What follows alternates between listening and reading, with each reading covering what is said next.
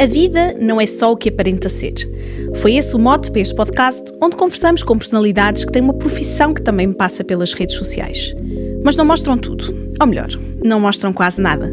E é aquilo que fica de fora do pequeno ecrã que aqui queremos conhecer. Eu sou Inês Duarte Freitas, jornalista do Público, e este é o podcast A Vida Não É O Que Aparece. Pedro Carvalho cresceu no Fundão com os pais e os 2 irmãos. Já em Lisboa estudou arquitetura e representação, tudo ao mesmo tempo. Tornou-se conhecido do grande público na série juvenil Morangos com Açúcar e desde então é presença assídua nas novelas portuguesas. Em 2016, com Escrava Mãe, estreou-se no Brasil, onde desde então tem trabalhado. Recentemente descobriu uma nova faceta como produtor, também tem um hotel em Lisboa e até já fez uma exposição de pintura em nome próprio. No meio disto tudo, ainda arranja tempo para atualizar diariamente os seus 1,6 milhões de seguidores no Instagram. Bem-vindo, Pedro. Olá, muito obrigado. O que acabei de ler é parte da sua biografia. E o que é que tem escrito na bio, nas redes sociais? Olha, na minha bio, basicamente só tenho os contatos dos meus empresários, tanto de Portugal como do Brasil como de Espanha. E tenho um link onde tenho o meu showreel, o meu currículo, alguns vídeos dos meus trabalhos, porque o meu Instagram é exatamente isso, é uma página de trabalho. E é muito engraçado porque quando me convidaste, vou tratar por tu, não é? Acho que... Sim, posso tratar também. Quando me convidaste para este podcast, eu comecei a pensar realmente como é que surgiu o Instagram na minha vida. E já foi há muitos anos atrás. Eu lembro que várias pessoas já usavam o Instagram, vários colegas meus, e eu estava muito resistente a isso, porque eu sempre fui muito como eu desenho e pinto, e sempre fui muito do papel e da... Certo. Sempre fui um pouco assim... tive alguma aversão à tecnologia e de repente pensei, não, mas por que não? Vou experimentar. E se eu for ver lá atrás as minhas primeiras publicações, isso. Ou seja, fazendo scroll até ao início, é muito qual é a engraçado, primeira publicação? Porque a forma como se via o Instagram, ou como eu via o Instagram no passado, não tem nada a ver como se vê agora a maioria das pessoas e como eu próprio vejo o Instagram agora. Porque no passado era como se fosse uma galeria muito pessoal de... Olha, vi aqui uma foto bonita... Era uma rede social de fotografia, não é? Isso, uma rede social de fotografia. Como eu pinto e desenho, eu achava aquilo assim, olha, vi aqui uma imagem bonita para eu fotografar, vou fotografar de uma paisagem, de um objeto, de qualquer coisa. Então era muito nesse sentido. E eu pensava assim, realmente a rede social começou a... Depois foi mais para a parte de trabalho, foi mais para a parte de lifestyle, até que há cerca de mais ou menos 2 anos atrás... Eu tive muito essa pressão no Brasil também. Pressão entre aspas, não é? Certo, ou seja, é uma coisa muito mais comum entre os atores no Brasil. Sim. E é realmente uma ferramenta de trabalho. Eu comecei a sentir muito por parte das pessoas com quem eu trabalho lá, de agente, de assessor de imprensa e tudo mais, de dar uma personalidade ao meu Instagram. Porque antes era só... fotografias muito random, assim, olha, fiz um ensaio de moda agora, vou postar uma foto de backstage do meu trabalho da gravação. Ou seja, para promover o trabalho daquela altura, não é? Exatamente, e eu de repente fiz várias reuniões com várias equipas de branding lá e nenhuma me cativou. Ou seja, porque todas me apresentaram a mesma proposta de bocas diferentes. Era sempre o mesmo tipo de conteúdo que eu tinha que fazer, ou seja, nenhuma se deu ao trabalho de conhecer o Pedro, a pessoa que eu sou. E então eu próprio liguei para um amigo meu que se comunica super bem no Instagram, um ator brasileiro que é da minha idade, e disse, Igor, que é o Igor Coço, disse, Igor, eu gostaria muito que tu me assessorasses na minha rede social. Ele disse, Pedro, não faço isso. E ele é ator. Ele é ator. Pedro, não faço isso. Não, mas tu vais fazer. E tu vais abrir a tua produtora e vais fazer. E eu vou ser o teu primeiro agenciado. Eu disse, estás maluco? Não vou fazer isso, não vou fazer isso, não vou fazer isso. Isso é top. Olha, então vamos fazer só uma experiência. E ele, tá bom, então vou fazer aqui uma experiência contigo de 3 meses. Uma experiência de 3 meses já dura há mais de 2 anos. E basicamente o que ele fez foi isso. Ele como ele me conhece, vamos destrinchar quem é o Pedro. Então o Pedro é um ator português que mora no Brasil, é um ator português que fala português de Portugal, português do Brasil, inglês, espanhol, é um ator que é arquiteto também, gosta de artes, é empresário, gosta de desenhar e pintar, gosta de falar de cinema, gosta de moda. Era assim que te apresentarias a alguém que não te conhece? Com essas vertentes todas? Eu sou bastante tímido, então acho que eu deixaria que a pessoa fosse conhecer.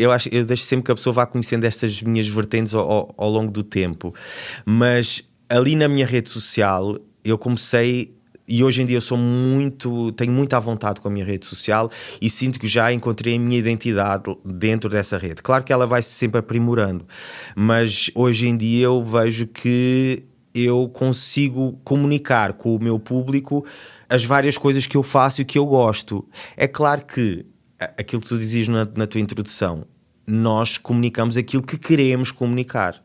O meu Instagram é uma marca. Ou seja, só uma amostra e não é tudo que és, não é? Exatamente. Eu ainda não sou aquele tipo de pessoa que... Eu também percebi com o tempo que eu não sou aquela pessoa que acorda e diz: olá pessoal, tudo bem? Estou aqui a acordar, olha, estou a fazer o meu pequeno almoço. Eu não sou esse tipo de pessoa que tem essa comunicação tão orgânica assim, porque lá está, teve muito a ver com a minha personalidade. Eu sou mais reservado, sou mais tímido, então eu não consigo fazer isso. E admiro muitas pessoas que têm essa vontade e que conseguem estar ali com o telefone e contar coisas para o telefone como se fosse um psicólogo. Eu não tenho essa vontade. Eu não consigo ainda quebrar essa barreira. Portanto, tudo o que eu comunico é pensado. Algumas coisas são pensadas, mas outras são... Às vezes ligo para o Igor e digo: Igor, vamos comunicar isto. Olha, eu vi um filme, eu gostaria muito de falar sobre este filme, eu gostaria muito de falar sobre esta série, porque eu tive, acho que posso ter aqui uns insights bons, posso ter umas opiniões que possam interessar, eu posso fazer um link com coisas de arte que eu conheço. Então, quando eu faço um reel, são coisas rápidas, mas são coisas muito orgânicas minhas, ou seja, são com as minhas palavras, ou seja, não é nada muito elaborado, não é nada muito pensado, até porque eu já percebi que não há uma grande produção, não é? Não há. E os consumidores de Instagram e todos nós, né? Nós gostamos de ver coisas rápidas, não é? E eu já percebi que mesmo quando me pedem publicidades, as publicidades que funcionam melhor são as publicidades de 40 segundos, que são aquelas que é tipo fast food. Tu comunicas o produto, a pessoa já percebe logo desde o início que é aquilo e que é o produto que tu gostas e que realmente... Porque eu também só comunico aquilo que eu acredito. Às vezes chega isso é um caminho para o sucesso, ou seja, a autenticidade eu acho que sim, sem dúvida, valorizada pelos seguidores. Sem dúvida nenhuma, e isso tem muito a ver com aquilo que eu acredito como pessoa. Eu acho que se tu não fores autêntico, eu acho que não funciona, sabes? Eu acho que o público vai perceber isso. Se tu não vestes aquela roupa, se tu não comes aquela comida, se tu não usas aquele produto, o público vai perceber isso. Ou seja, não vale a pena estar a representar. Não vale a pena, porque essa é a grande diferença. Por exemplo, nas minhas publis eu gosto sempre de contar uma historinha, né? Crio um roteiro, porque tem muito a ver com a minha profissão também, não é? Então crio ali uma historinha pequenina e tal, que a pessoa consiga entrar naquela história e perceber o que é a marca e o produto, mas é assim, eu tenho que usar o produto. Eu comunico exatamente aquilo que eu acredito e que eu consumiria como o Pedro Carvalho.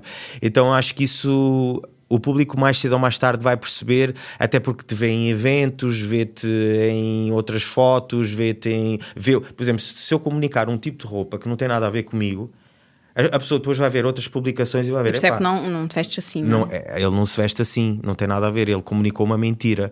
Então eu acho que isso é muito importante também para tu teres um público fiel, não é?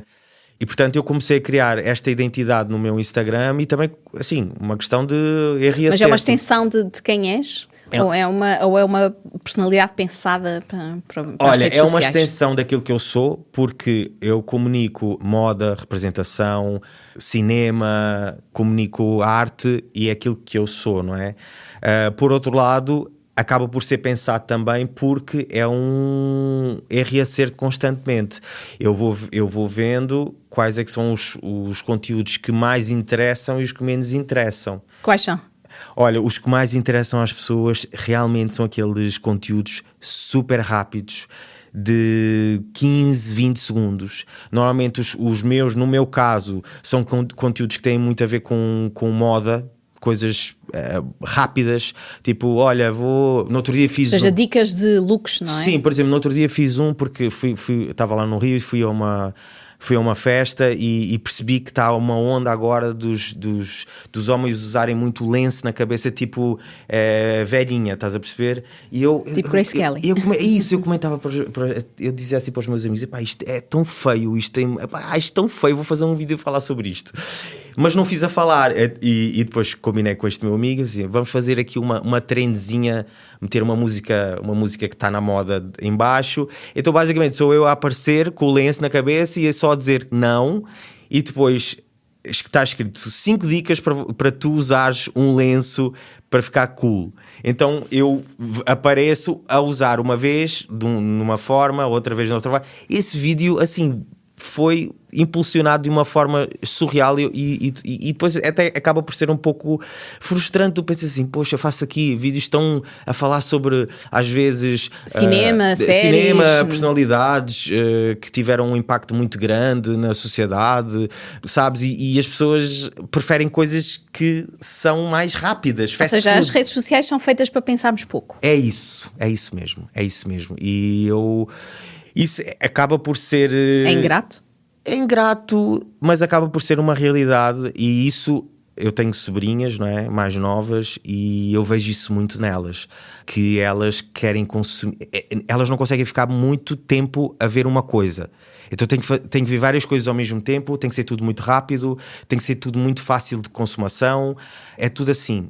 Isso leva-me a pensar um pouco naquilo que possa ser as novas gerações. No futuro, não é? E estas novas gerações, que é tudo muito ansioso, tem que ser tudo muito no imediatismo. Se a nossa geração já sofre com isto, imagina estas gerações mais novas que ainda irão usufruir de todos os problemas de pagar contas, de ter um trabalho que não gostam, ou que gostam, ou um romance que não dá certo, ou problemas na família, enfim.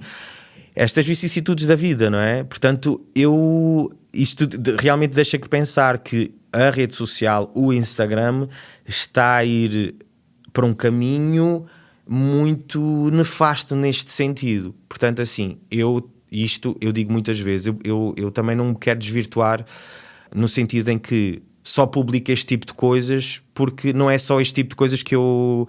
Ou seja, não deixarias de publicar um conteúdo que achas importante, quer seja sobre uma personalidade que teve impacto numa certa área, ou um filme que se deve ver, só porque isso não vai ter o alcance que uma publicidade, uma publicação dessas. Totalmente. E isso eu falo isso muitas vezes, que não me interessa só...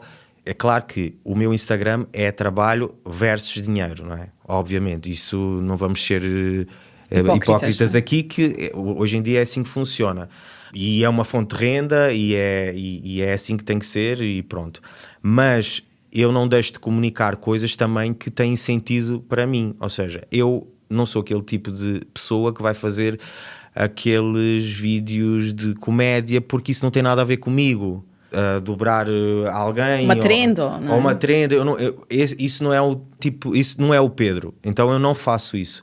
Também não me vou violar nesse sentido, porque eu não sou essa pessoa. Eu vou até um certo ponto, depois a partir dali não. E também não vou deixar de comunicar coisas que eu acho interessantes e que têm a ver comigo, e se não virem tantas pessoas, não viram, mas pelo menos aquilo é o que eu sou também, porque é a minha rede social, e enfim.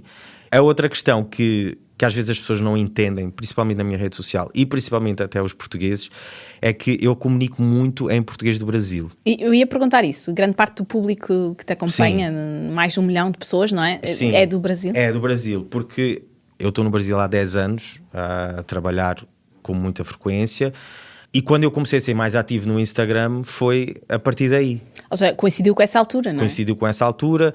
Quando eu fui para o Brasil em 2015... ainda nem havia Instagrams verificados aqui, e o meu Instagram foi logo verificado pela emissora lá, ou seja, eles próprios, nesse sentido, já estavam um pouco mais à frente nesta parte da comunicação, e então incentivaram-nos muito a comunicar Instagram, a comunicar a novela, a comunicar o nosso trabalho, e eu nem sabia como fazer, não é? Quer dizer, era uma Porque coisa... há 20 anos, quando começaste, ator não precisava ter redes sociais. Não precisava de ter redes sociais. Nós tínhamos i5 e era aquela coisa tipo só para tu encontrares ali os amigos ou os conhecidos, tinhas o Mirk, não é? Que saudades desse tempo. Não havia esta pressão, não é? E portanto, os meus seguidores principalmente são quase todos brasileiros. Portanto, às vezes as pessoas, quando eu posto conteúdos a falar português do Brasil, é nitidamente, e eu até já fiz um vídeo a falar sobre isto, é nitidamente porque é uma página de trabalho e eu tenho ali vários diretores brasileiros, vários produtores de elenco brasileiros, vários produtores e assim, português de Portugal toda a gente sabe que eu falo. Agora, português do Brasil, eu demorei muito tempo. Eu vi uma entrevista tua onde dizias que tinhas de perder o sotaque de português de Portugal para trabalhar no Brasil. Sim. Porquê? Não é perder, mas é assim, quando eu cheguei ao Brasil, eu fiz só os portugueses, não é? Fiz os personagens. Ou seja, há uma limitação dos papéis que podes fazer. Exatamente, porque assim, tem que haver um autor que se lembre de ter um personagem português numa novela, ou numa série, ou num filme. Então assim, tu ficas muito limitado a ter só aquele trabalho que pode ou não aparecer.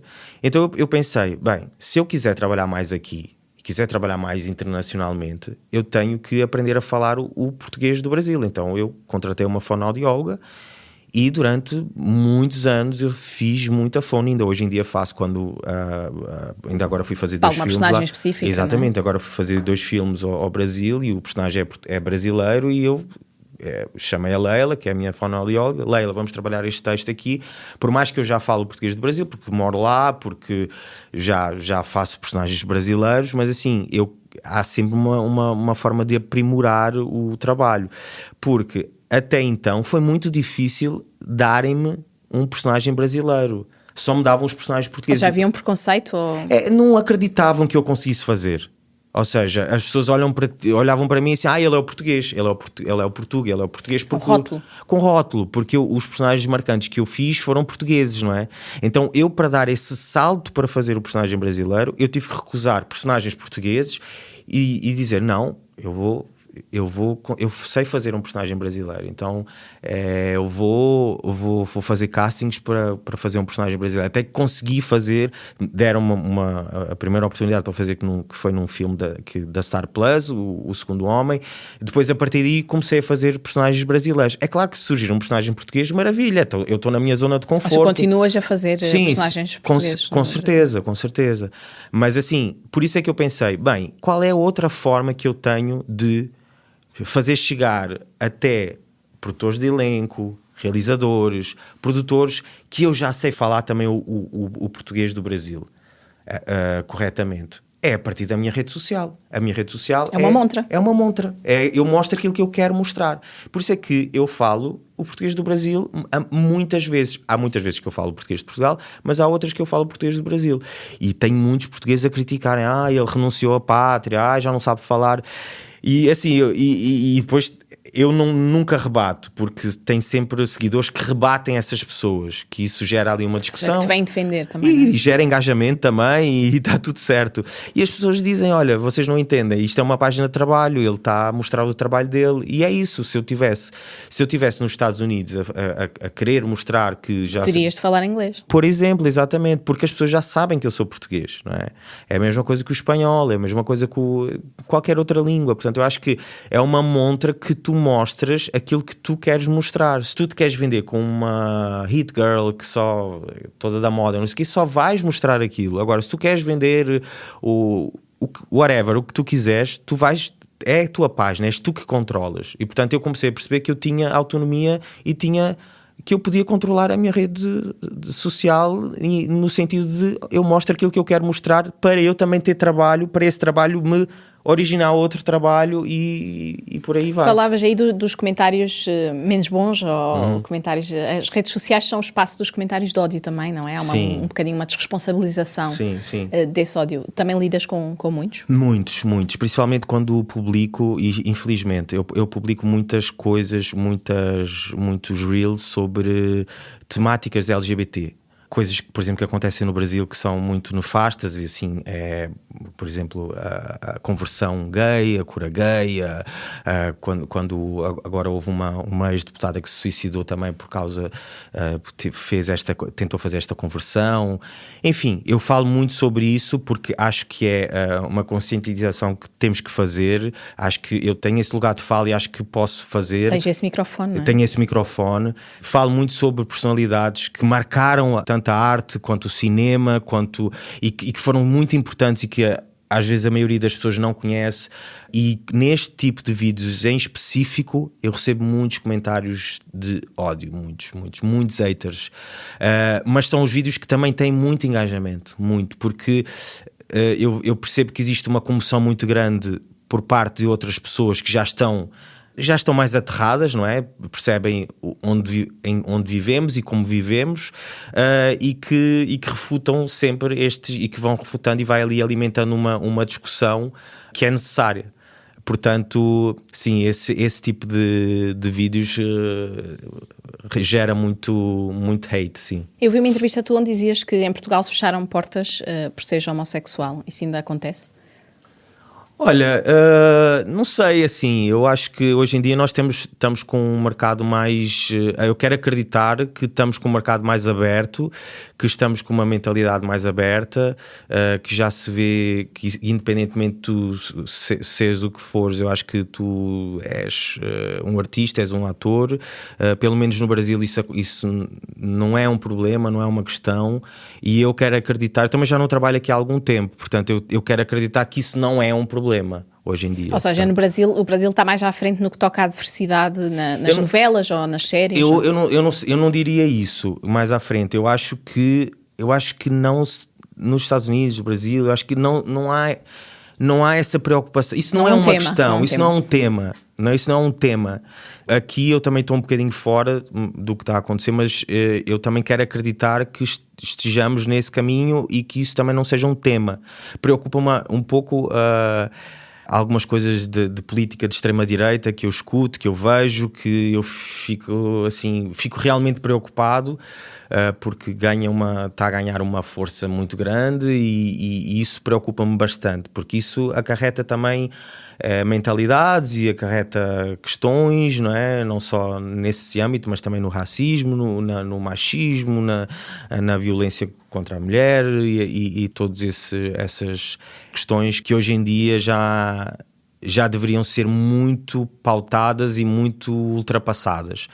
Mas assim, eu sempre digo, Portugal é a minha casa, é o meu poiso, assim, aqui é a minha base, é o país que eu amo trabalhar aqui, amo viver aqui e, portanto, quero acreditar e continuo a acreditar que somos um povo que, independentemente destas políticas que têm este discurso de ódio e de desfragmentação da sociedade, que somos inteligentes e que somos aterrados, como eu disse há pouco, numa sociedade que é diversa. Mas esta questão política, falas também sobre este tema nas redes sociais ou é um tema que preferes não? Olha, a política eu prefiro não falar, porque acaba por ser tão... muito fragmentado, não é? Tão fragmentado, e assim, eu sou um democrata, assim, cada pessoa é livre de ter o partido que quiser. Agora, se me vierem perguntar a opinião acerca de uma determinada situação dentro de um determinado partido, eu consigo dar a minha opinião como pessoa. Ou seja, és informado, mas é um tema que preferes não... Sim, exato, abordar. que prefiro não entrar assim de debate político ou de discutir política, isso não. Acho que isso é para os entendidos do caso e eu sou apenas um cidadão comum. Tu, no início da nossa conversa, dizias que tiveste alguma hesitação em entrar nas redes sociais. Hoje em dia também se escolhe um ator pelo número de seguidores? Eu gostaria de dizer que não, mas sim, escolhe. E eu digo-te isto porque eu tenho uma produtora e já tive algumas reuniões em que perguntaram: mas quantos seguidores tem esta pessoa? E quantos seguidores tem a outra? Enfim, já se provou que os seguidores, as pessoas que têm muitos seguidores, não são necessariamente as pessoas que levam o determinado público a ver porque aquele televisão. Público pode não ver. Exatamente, pode não ver. Não é? Exatamente. há muitos bloggers, por exemplo, muitos influencers que eu nem conheço e que têm milhões e milhares de seguidores e eu não conheço. Mas que, por exemplo, essa geração mais nova dos TikToks e do TikTok, eles conhecem esta geração mais nova conhecem e são super trends e são super famosos e tal. Mas assim, infelizmente já escutei muitas conversas neste sentido. Olha, quantos seguidores tem aquela pessoa? E existe essa pressão para tu teres seguidores, para teres principalmente um engajamento bom nas publicações que fazes, então existe esta pressão e é inerente, tu consegues perceber isso entre nós, atores, consegues perceber isso. Hoje em dia, eu digo assim, se eu não fosse ator, artista, eu nem teria rede social. A sério? A sério, com certeza. Eu nem teria, porque eu gosto de ter a minha vida, eu sou aquela pessoa que gosta de viajar e observar e não fotografar, percebes? Eu gosto de guardar na memória e não fotografar. Eu sou aquela pessoa que acaba uma viagem e diz, pá, não fiz foto nenhuma, não fiz vídeo nenhum, sabes? Eu sou este tipo de pessoa que prefere contemplar a fotografar ou a filmar. Do que ver através do ecrã de telefone. Sim. Há uma coisa que eu, por exemplo, nunca entendi, que é, estás a ver um show e tens várias pessoas a filmar aquele momento. E eu vejo os telefones todos no ar e digo assim, mas porque é que as pessoas não estão a olhar para ali, a viver? Porque eu a ver pela tela do telefone é completamente diferente a ver o concerto ao vivo, a ver a pessoa a cantar, aquela energia. Portanto, eu não sei, assim, claro, a pessoa vai filmar e vai ver em casa depois. Ok, é fixe, tudo bem, mas será que não pode haver alguém que partilhe isso com ela? Ou que... E o que a pessoa sentiu naquele momento, sabes? O que a pessoa sente naquele momento a ver ali com os próprios olhos, sem ser a partir de uma tela. Então, para mim, isso é...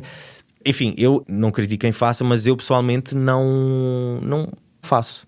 Eu prefiro... E se eu não fosse realmente ator, eu não teria mesmo rede social. Mas falavas aí da tua produtora, a Three Monkeys. Sim. Em que medida é uma faceta diferente da tua? Olha, eu cheguei a uma idade, já sou um senhor, não é? Fiz 40 anos. eu cheguei a uma idade da minha vida profissional, já fiz 20 anos de carreira, fiz 20 anos de carreira e até da minha vida pessoal, que pensei, há 3 anos atrás, eu quero começar a fazer coisas mais autorais, coisas que eu possa ser criativo também, que eu possa participar no processo de criação. E por isso criei a produtora, a Three Monkeys Films, que ela existe aqui e existe no Brasil. Nesse sentido, ou seja, de conseguir fazer projetos, de conseguir trazer autores que eu conheço, com quem eu já trabalhei, realizadores que queiram embarcar nesta aventura de fazermos os projetos acontecerem. E tem sido uma aventura muito louca, assim, é o que eu digo, que é a minha empresa que me dá mais trabalho, porque as coisas demoram muito para acontecer, né? Um projeto para virar, para acontecer, demora às vezes 4 anos, 5 anos, vá com muita sorte 2, 3 anos, porque assim, até acontecer o projeto, até o projeto ser aprovado pelo streaming, depois o streaming muda toda a direção, volta para trás o projeto, depois voltas a entrar com o projeto, depois entras em editá-lo para conseguir algum dinheiro do Estado. Ou seja, são muitos... É uma burocracia muito grande, não é? Que as pessoas não imaginam quando estão a ver uma série no streaming. Não imaginam. E eu era, assim, quando queria produtora, achava que era muito super naif, achava que assim, não, isto é só participar no processo criativo e depois pronto. Nas filmagens. E pronto, e está feito. E percebi exatamente o contrário, que isto é muito mais sobre orçamento e sobre, olha, quanto custa este cenário, quanto custa aquilo, e esta locação, e vamos tirar isto e vamos reduzir aqui. É muito mais sobre isto do que sobre a parte... direção criativa. Direção criativa, que claro que interessa, mas hoje em dia o que se procura eu frequento muito eventos de produtores, o Rio Tossi, o Rio Content Market, enfim, vários eventos de produtores que acontecem no Brasil, em que o que se procura, e onde os palestrantes são sempre as pessoas que estão à frente dos streamings, das séries, da ficção, de documentários, enfim. E o que se procura sempre é projetos que sejam de escala mundial, ou seja, que possa ser uma história regional, mas que possa ser contada... Possa ter interesse mundial. Mundial. Ou seja, uma história que está a acontecer aqui, mas que esta história podia acontecer nos Estados Unidos, como no Brasil, como em Espanha, ou seja, tem uma linguagem universal. Barata, E fantástica, ou seja, é o país das maravilhas. É difícil de preencher todos os requisitos, é difícil de preencher, e depois uma hora procuram comédias, outra hora procuram dramas, outra hora procuram true crimes, outra hora já voltam para os dramas. Então assim, as coisas vão mudando, tu tens de estar sempre um passo à frente. Tens de estar sempre um passo à frente daquilo que se está à procura e chegares com a proposta, porque a concorrência é muita. É muita. Portanto, eu gosto, eu estou a gostar muito, sinto muita necessidade já de ampliar a minha equipa, porque eu realmente não tenho braços para tanto projeto. Eu gosto de estar na parte criativa, já percebi perfeitamente que... E normalmente também representas nestes... Sim. O intuito de criar a produtora sempre foi, quer fazer projetos em que eu possa entrar também como ator, não é? Já percebi também ao longo do tempo que vão haver projetos que eu não vou poder entrar como ator, porque são projetos interessantes, mas que não têm... Precisas estar atrás da câmara, por exemplo. E às vezes nem sequer há personagem para mim, mas o projeto é tão interessante. Por exemplo, documentários. Eu não vou entrar num documentário como ator, porque não... Claro. Mas o projeto é tão interessante que eu quero contar esta história, então assim, eu quero produzir esta história, eu quero ajudar a produzir esta história. Neste momento, como a minha produtora ainda é uma produtora pequena, eu associo-me sempre a outras produtoras médias ou grandes, ou seja, a coprodução, não é? Para fazer coprodução. As outras produtoras acabam por ser produtoras proponentes e a minha acaba por ser coprodutora. E isso para mim até é um alívio, porque eu aprendo, porque estou a aprender muito com a questão de produção, e também me dá um respaldo jurídico, dá-me um respaldo financeiro, dá-me um respaldo a todos os níveis, não é? E pronto, e alguns projetos já estão a acontecer, as coisas já estão a começar a acontecer, e é muito mágico isto, não é? Tu começares a ver coisas a saírem do papel e de repente que tu idealizaste lá atrás e que agora estão a tomar um caminho, não é? Mas é isso, é tudo com muita paciência, muita calma, muito... Já levei algumas rasteiras, projetos que me foram roubados e coisas que não... Ou seja, é um meio muito competitivo. É muito competitivo, e às vezes as pessoas também não são tão sérias, e coisas que tu vais aprender, é literalmente isto, tu vais aprendendo com os erros e com os tombos, e eu tenho aprendido bastante, mas está a ser um caminho, é assim, um suicídio bom. Mas ainda fazes muito novelas, não é? É um formato Sim. que no Brasil é visto de outra forma, ou seja, é mais valorizado. Em Portugal ainda há um preconceito com as novelas. Olha, como se fosse um género inferior. As novelas em Portugal estão com uma qualidade fabulosa. Eu acho que, assim, eu cheguei agora e assim, liguei a televisão e tem, tanto de um canal quanto do outro, a qualidade eu acho muito boa mesmo, assim. Eu acho que nós temos ótimos profissionais aqui. Acho que temos ótimos autores, ótimos realizadores, ótimos atores, e eu acho que isso percebe-se cada vez mais e está cada vez mais aprimorado, porque temos séries, então existe muito, e nós artistas é muito por comparação, não é? Vimos uma coisa boa, então queremos fazer melhor, e Portugal tem isso. Portugal consegue, com pouco dinheiro, consegue fazer coisas maravilhosas, muito boas. Eu acho que a novela aqui tem um peso muito grande ainda, porque existem poucas séries, não é? E as séries que existem ainda são pouco vistas, ou não, a não ser as da Netflix, não é? Tivemos o Rabo de Peixe, que teve um sucesso, mas depois as outras séries são quase todas licenciadas, são feitas e depois são vendidas ao streaming, não é?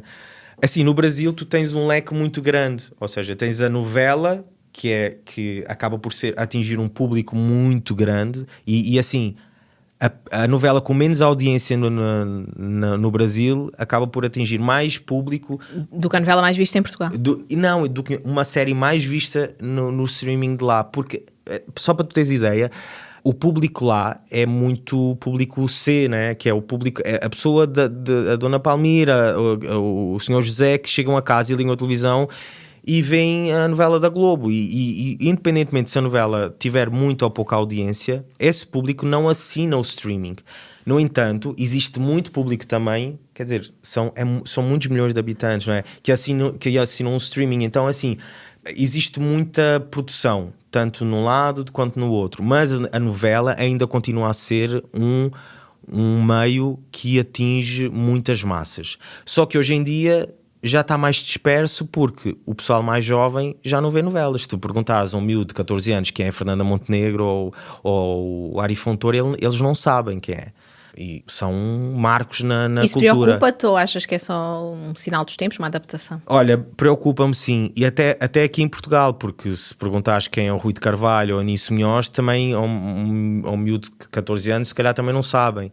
Preocupa-me porque, caramba, fizeram parte da construção da cultura portuguesa, não é? Se nós estamos hoje onde estamos, a nível televisivo, a nível da arte, a nível do teatro, é por causa destas pessoas, porque estas pessoas ajudaram e tiveram voz e não desistiram e levaram o talento deles e conseguiram fazer chegar a arte até onde chegou, não é? Deram entrada a pessoas como eu, por exemplo, a atores como eu, não é? Portanto, isso preocupa-me por um lado, como me preocupa, por exemplo, tu perguntares a um miúdo o que é que foi o 25 de Abril e o miúdo nem sabe, às vezes muitos miúdos, muitos adolescentes nem sequer sabem, e isso é super importante para nós, portugueses, saber, quer dizer, uma data tão importante e que não foi há tanto tempo, não é?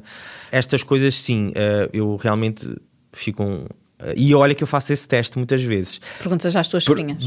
Às minhas sobrinhas, aos filhos das minhas amigas ou dos meus amigos, eu pergunto, olha, tu sabes quem é o fulano tal? Eu não sei. Olha, eu vou-te dizer quem foi. E depois começo a dizer, olha, foi esta pessoa, fez isto, fez aquilo, é importante. Tá bem. Porque acho que nós também temos esse dever de informar, tal como os nossos pais ou os nossos avós fizeram isso connosco. Acho que nós temos essa função. Mas é assim, eu também não sei quem são os dorama da vida hoje em dia. Quer dizer, eles sabem quem são esses grupos todos. Claro. Eu também não sei. E também tento informar, não é? Porque acho que é isso. Nós estamos numa geração que temos que nos informar do que é que eles estão a ver, do que é que existe agora, do que é que, não é, desses grupos de K-pop que existem, este novo formato musical, e tal como eles têm que beber um pouco da nossa informação daquilo que nós passamos, não é? Sim. O que é que os 40 anos te trouxeram, feitos este ano? Olha, é engraçado que ainda ontem eu estava a falar sobre isso a um amigo meu. Os 40 anos, eu sei que pode parecer muito clichê isso que eu te vou dizer, mas parece que há uma virada de chave, assim, sabes? É muitas coisas. Há coisas com que eu já não me quero chatear. Eu digo assim, tá bom, tens razão, fica lá com a razão, eu só quero paz, tranquilidade.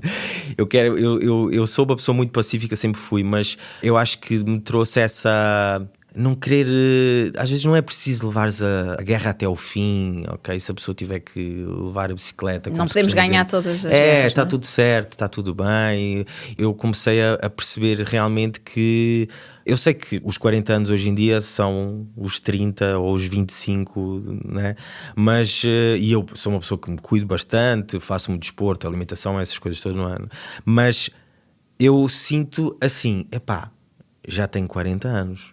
Então, assim, há coisas que eu achei que nesta idade eu já teria e não tenho, outras coisas que eu não tenho e que eu achava que não ia ter, mas que já tenho, e às vezes faço assim uma retrospectiva e vejo que realmente não dá para fazer muitos planos na vida, porque a vida às vezes vem e muda-te tudo, não é? Para bem e para mal, ou para mal, não é? Tu não consegues... Não controlamos tudo. Não controlamos. E, portanto, eu acho que é go with the flow, sabes? É assim, viver um dia de cada vez. E há poucos anos fizeste uma exposição de pintura, ou seja, continuas a trabalhar este lado de artista? Sim, eu gosto muito. Eu sempre pintei e desenhei desde criança. Eu acho que desde que me conheço por gente que existia um lápis na minha mão, uma caneta, e eu estava sempre a riscar e a pintar e a desenhar e sim, sempre adorei. E as pessoas... Os meus amigos ou conhecidos iam lá à casa e comentavam sempre, quando é que fazes uma exposição? Eu disse, não, isso eu faço por hobby, eu faço por não sei o quê. Só que às vezes eu ia na casa deles e olhava para a pessoa e dizia, eu conheço este... esse é um desenho teu que eu trouxe da tua casa, pronto, já que tu não ligas muito. Então eu comecei a ver assim casas de amigos e de família. E o ano, acho que foi o ano passado, eu recebi um convite do João da Galeria Auric, que viu, por acaso, alguns trabalhos meus e disse-me, Pedro, tu não queres fazer uma exposição aqui? Eu acho o teu traço muito diferente, muito interessante, acho que pode realmente ter impacto aqui. Eu disse, João, não, tu já viste? Mostrei-lhe, depois ele disse, olha, vem aqui e mostra-me o que tu tens. E numa dos intervalos de novela que eu tive, eu vim aqui a Portugal e fui até à galeria dele e mostrei-lhe. E ele disse, isto é muito bom, só preciso que faças mais umas 6 ou 7 obras para ficarmos com uma coleção boa e fazemos aqui a exposição, o que é que achas?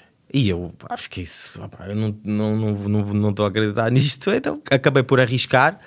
Associei-me a Corações com Coroa, onde a Catarina Furtado é embaixadora, e parte da venda dos quadros reverteu a favor da associação. Aliás, como eu faço com todos os projetos, eu já lancei 2 livros também, foi a mesma coisa. Eu escolho sempre algumas associações para reverter porque eu realmente faço isto não é para ganhar dinheiro, é porque é por hobby mesmo. Eu gosto de escrever, eu gosto de pintar, enfim. E foi uma exposição que correu super bem, e eu já quero fazer uma segunda, quero já, enfim... É porque eu tenho esta coisa com a pintura e com o desenho, uma relação. Eu acho que os artistas, os pintores, eles entendem que é uma relação amor-ódio, sabes? É porque é muito intenso? É muito intenso, assim. Há alturas em que eu pinto muito e desenho e fico ali e tal, e depois fico uma aversão gigante e nem quero ver aquilo à frente, sabes? Fico ali um tempo que nem quero ver aquilo, assim, não quero ver. E depois, quando volto outra vez, é uma coisa muito intensa, e fico ali e desenho e pinto e fico dias inteiros. E assim, é uma relação amor-ódio. É porque é realmente muito intensa, é uma entrega muito grande. É mais do que inspiração, tu ficas ali. Eu nunca sei aquilo que vou fazer, eu nunca sei aquilo que eu vou pintar, eu nunca sei no que é que me vou referenciar. Eu quando estou ali em frente ao papel, sai as coisas, eu meto uma música e pronto, e vou. E a minha mão vai andando ali, vai fazendo e umas tintas aqui e tal, e pronto, e a coisa vai acontecendo. E então acaba por ser um processo muito interno, não sei explicar de outra forma, é uma coisa muito pessoal. Então é como se eu despojasse ali a minha alma completamente no papel, sabes? Em que medida é que são facetas diferentes da tua personalidade? O ser artista, ou ser ator, ou ser produtor, e em qual delas é que te sentes mais tu próprio? Sem dúvida que ser ator é onde eu me sinto mais não é? Porque como eu sou mais reservado, eu quando entro num set de gravação eu consigo expressar-me ao máximo, sinto uma vontade muito grande para fazer, para representar. Eu sinto aquilo como se fosse um alimento mesmo para a minha alma, seja no teatro, seja num set de gravação de televisão, de cinema, o que seja. Mas eu acho que todas as áreas, elas se relacionam muito. A área que eu me sinto menos, talvez, artista é a área de empresário e a área de produtor. É a área que eu sinto que tem que ser mais, e é a área que me tem ensinado mais, porque é uma área que eu tenho menos desenvolvida, que é de ser mais pragmático, de ser mais analítico, não ser tão espontâneo e tão emotivo, que é muito característico da minha personalidade. E isso é uma coisa que me tem ensinado mais. Essas áreas têm-me ensinado mais e têm sido mais desafiadoras. Mas sim, acho que são essas áreas. Dizias aí que és bastante reservado. A tua vida pessoal também é um tema que não abordas muito nas redes sociais. É premeditado? Ou seja, não... Sim, não, acho que não é uma área que eu tenho interesse. Eu até costumo dizer assim, eu não sou uma pessoa nada interessante. Não, mentira.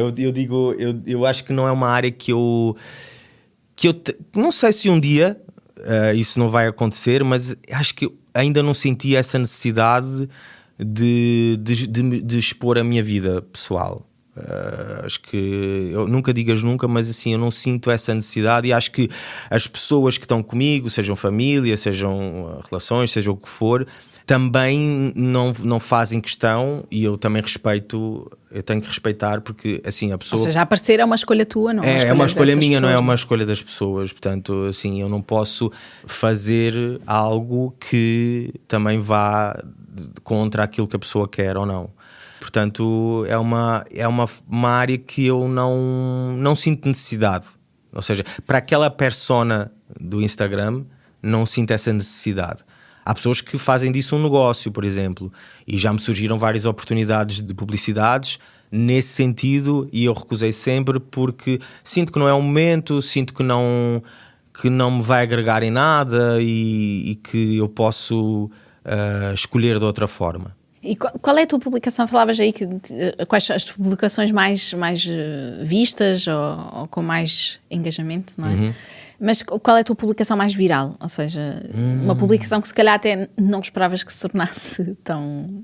Olha, pergunta difícil. Não sei. Olha, existem duas. Fiz uma que depois até me chamaram para ir a um programa da Globo para falar sobre isso, que foi uma brincadeira até, que era palavras portuguesas de Portugal que não se devem usar no Brasil, porque são coisas completamente antagónicas. O significado é diferente. Eu vivi essas situações super engraçadas até, que me envergonharam na altura, e que esse vídeo, por exemplo, foi assim muito viral. A Patrícia Poeta, que é uma apresentadora muito conhecida no Brasil, até me convidou para ir ao programa para falar sobre isso, porque lá está, é uma coisa que aconteceu comigo, é uma coisa engraçada que tem a ver com a minha personalidade, tem a ver comigo. Eu sou um português que vive no Brasil, que fala português de Portugal e português do Brasil, e existiu e realmente esta situação.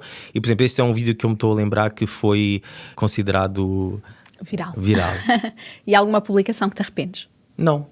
Acho que nenhuma publicação que eu tenha apagado e nem nenhuma que eu me arrependo. Eu sou daquele tipo de pessoas que é assim, eu posto e esqueço do... Não vais lá ver como é que está a ser a reação? Não, eu vou assim no final do... Eu posto e depois vou no final do dia. Até porque é mais interessante ver já ali né? Já houve ali uma interação grande, e também não quer ficar muito refém da rede, não é? Não quer ficar ali a ver quem comentou, quem é que não comentou, quem é que fez, quem é que não fez. Então, assim, quando eu posso, eu respondo a algumas pessoas, tipo, não respondo a toda a gente, mas faço questão, porque são seguidores teus e são pessoas que também merecem uma atenção, mas não fico ali refém da rede social. Alguma vez te preocupaste com o teu uso das redes sociais? Ou seja, alguma vez pensaste que podia ser uma dependência? Sim. Eu tento vigiar-me nesse sentido, porque quando eu sinto que está a ser um pouco demais, espera aí, já estou aqui há muito tempo a fazer scroll, a fazer nada. Porque é isso, nós fazemos scroll e não fazemos nada, estamos ali e de facto nada acontece, não é? Então muitas vezes eu estou ali e penso assim, não, espera aí, vou parar um pouco, porque isto não faz sentido e vou fazer outras coisas. Mas nunca desativaste o Instagram? Não, e estou seriamente a pensar em fazer isso em momentos muito específicos, tipo assim, vou de férias, vou desativar o Instagram, acabei um trabalho, vou desativar o Instagram. E já pensei, cada vez penso mais em fazer isso, e talvez isso seja uma coisa que eu vá fazer. Por exemplo, vou fazer um trabalho, acabo o trabalho, digo, pessoal, vou desativar o Instagram agora um tempo porque eu quero ir de férias. Pronto, e faço isso. Eu acho que isso é uma coisa que nós devíamos fazer, e que eu já vi algumas pessoas que eu conheço fazerem, e acho que pode ser importante. Falavas aí do scroll infinito. O que é que o teu algoritmo está sempre a mostrar? Olha, neste momento é cães, porque eu tenho um cachorrinho agora, um labrador. Coisas sobre arquitetura, design, que eu pesquiso muito, viagens. Basicamente é isso. É o que o meu scroll está sempre a mostrar, é isso. Este podcast chama-se A Vida Não É O Que Aparece, e falamos aqui várias vezes na nossa conversa sobre como o Instagram é só uma montra ou só uma percentagem do que somos. Sim. Qual é que achas que é a maior ilusão que as redes sociais nos vendem? A felicidade eterna, a beleza, a estética, os corpos perfeitos, por exemplo, filtros é uma coisa que eu não uso. Eu acho que deveria ser banido completamente do Instagram, porque isso dá uma falsa ilusão. E olha, isso já me aconteceu a mim pessoalmente há muito tempo atrás, há muitos anos atrás, em que começaram a ver os filtros. Então eu metia filtro em tudo, e chegou uma hora que eu olhava para mim e dizia assim, pá, a minha pele não está boa, não está bem. E depois eu comecei-me a acostumar àquele filtro como se fosse eu, e não era. E eu percebi, não, espera aí, isto é uma mentira, isto não sou eu. O que eu sou é aquilo que está aqui no espelho, gostes ou não, é aquilo que está no espelho. E portanto, eu não uso filtros, acho que não... Ou seja, é mesmo uma tomada de posição. É uma tomada de posição, é uma mesma tomada de posição. E às vezes até brinco com amigos meus que estão a fazer um story, deixa pôr aqui um filtro. Eu disse, não metas filtro nenhum, deixa estar como está, pá. É assim, é o que é, pronto, é o que é. Uma coisa é tu fazes uma produção de moda ou um shooting em que, pronto, o fotógrafo tem que fazer ali algum Photoshop e tal, e mesmo assim eu peço sempre para não fazerem tanto Photoshop, porque eu acho que nós temos que ser reais, acho que temos que vender isto real, e nós como pessoas que trabalham no mercado audiovisual e tudo mais, que as pessoas veem, acho que temos que ter essa função também, que as pessoas lá em casa têm que ver que nós somos pessoas reais, não é? E quando eu digo pessoas reais é que temos rugas e que temos dobras e que não somos infinitamente perfeitos. Então acho que isso é a maior ilusão que se vive, isso é um perigo. Isso tem levado a coisas complicadas, não é? Principalmente nos mais novos. Principalmente nos mais novos. Tu vês cada vez miúdos mais jovens, 17, 18 anos, a que já fazem cirurgias estéticas. Eu não tenho nada contra isso, mas assim, eu acho que... Até porque falas abertamente de alguns procedimentos sim, estéticos que fazes. Completamente, sim. Como eu disse, eu trato da minha pele, eu gosto de tratar da minha pele, gosto de tratar do meu corpo com desporto, com alimentação, com água, enfim. Agora, acho que esta coisa de vendermos sempre a imagem perfeita é realmente uma mentira. E assim, eu falo de toda a gente, inclusive é de mim, porque nós não vamos... Eu não posto uma foto minha a chorar um dia que estou triste porque estou super deprimido com alguma coisa que aconteceu. Não posto. Infelizmente isso ainda não... Isso poderia ser uma trend, mas não é. E contra mim falo, porque eu não tenho essa coragem, ainda não tive essa coragem. Não sei se algum dia terei. Eu acho que vejo muito poucas pessoas a ter essa coragem, e acho de um ato extremamente necessário e corajoso a pessoa mostrar-se também vulnerável, porque esses momentos existem e esses momentos são reais. E aquilo que nós vemos no Instagram é sempre a pessoa super bonita. Eu não sei se já reparaste, as pessoas normalmente quando fazem uma foto, eu sou muito observador, a pessoa ri e acaba de tirar a foto, o sorriso desvanece. E às vezes eu penso muito nisso, assim, a rede social é isto, tu mostras uma coisa, mostras aquilo que queres mostrar, não é? Porque todos nós, inclusive todos nós gostamos de elogios, todos nós gostamos de aprovação, da validação do outro. Então assim, eu acho que é muito valioso aquelas pessoas que conseguem mostrar ali uma vulnerabilidade grande, de um ato de coragem muito grande, de um ato de intimidade muito grande também, que eu valorizo muito, muito. O que é que as pessoas acham que sabem sobre ti, que não sabem? Olha, eu acho que me comecei a dar a conhecer mais agora do que sempre dei. Eu acho que isso tem muito a ver com fases de vida, com maturidade também, profissional e pessoal. Hoje em dia eu sou mais liberto de muitas coisas, não tenho tantas minhocas na cabeça, não é? Também eu acho que nós vimos de uma época em que as coisas eram diferentes e hoje em dia já não são mais. Então assim, eu acho que as pessoas que estiverem atentas começaram a conhecer mais a partir de agora do que antes. E tomara que tenham essa possibilidade e que gostem, e também que se não gostem está tudo bem. Portanto, eu acho que, não sei, é uma pergunta interessante. É uma pergunta interessante para fazer aos meus seguidores, o que é que eles sabem sobre mim ou não. Pedro, vamos jogar aqui um jogo. Sim. Vou-te sugerir 2 temas muito específicos que são populares no Instagram ou nas redes sociais, e tens que escolher entre estes 2 temas. Sim. A qual tema dás like e a qual fazes scroll. Ok. Então, vídeos de cães e dicas de viagens.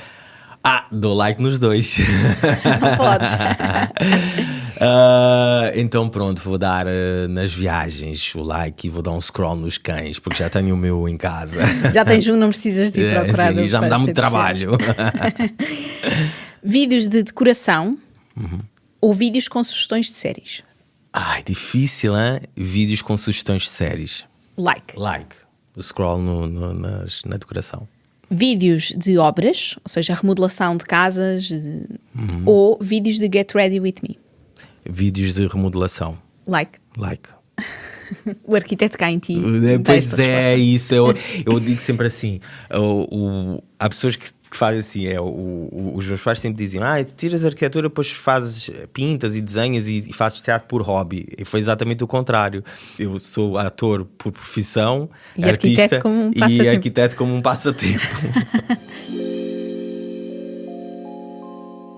Estamos aqui a chegar ao final da nossa conversa e já falamos aqui de tanta coisa e do teu passado também, do teu percurso, e agora gostava de olhar um bocadinho para o futuro.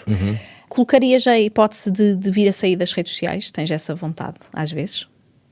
Como já falei, eu acho que no meu caso, e até pela geração de onde eu venho, não é? Isso não é possível neste momento. Mas se eu não fosse artista, com certeza não estaria nas redes sociais. E se fosses sair, como é que seria a tua publicação de despedida? Olha, eu odeio despedidas, Pedro. Eu nunca me despeço de ninguém. Eu, assim, mesmo que se vá viajar, eu invento sempre uma coisa ou eu saio. Os meus amigos sabem que eu detesto despedidas. Então eu não faria uma despedida, eu sairia simplesmente. Em silêncio. Em silêncio. Obrigada, Pedro. Obrigado, eu. E assim nos despedimos do podcast desta semana. Podem continuar a acompanhar o Pedro Carvalho nas redes sociais e já agora ao público também. Quanto ao podcast A Vida Não É O Que Aparece, siga-o na sua plataforma habitual. Até para a semana. Para não perder os novos episódios, subscreva este podcast do Público na sua aplicação preferida. Para além deste programa, há mais para descobrir em público.pt/podcasts. O Público fica no ouvido.